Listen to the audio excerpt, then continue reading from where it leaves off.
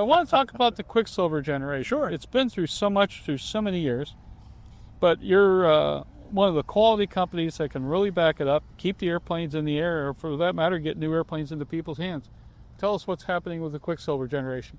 Well, it's kind of unique, that we're still here, and it was like most things that stay around for a while. They're built on a good foundation. Mm-hmm. The original group that put the Quicksilver product line together, that was in the 70s.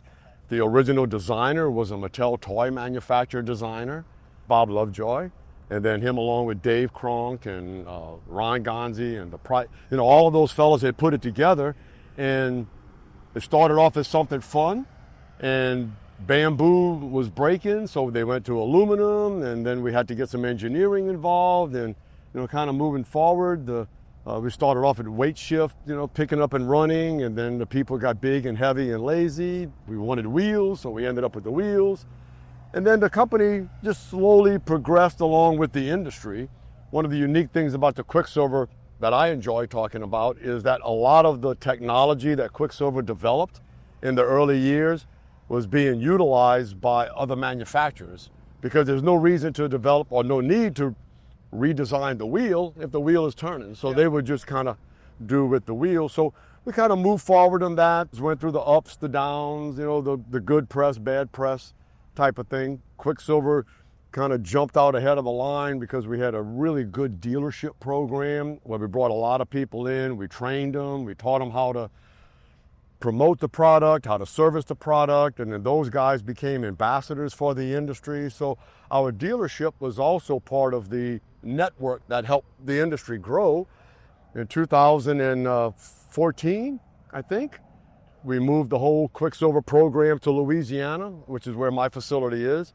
And it wasn't a big deal for us, because at the time we were stocking distributors. We stocked every part for every airplane. So we had the facility, we had the know-how, we had the staff, we had the equipment, we had the tooling.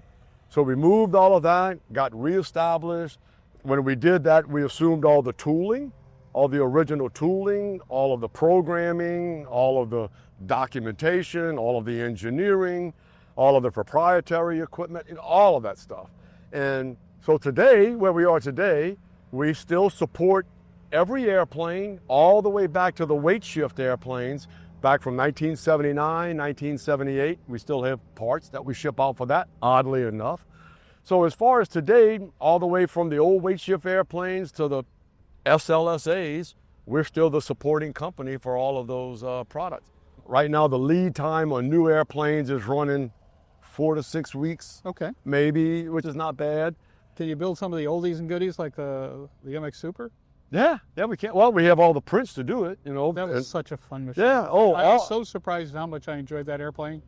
Gene, where can people get more information on all that you're doing? Sure. So the company's name is AirTech Incorporated. It's AirTech with a dash between the air and the tech. For whatever reason, it says air-techinc.com is our website.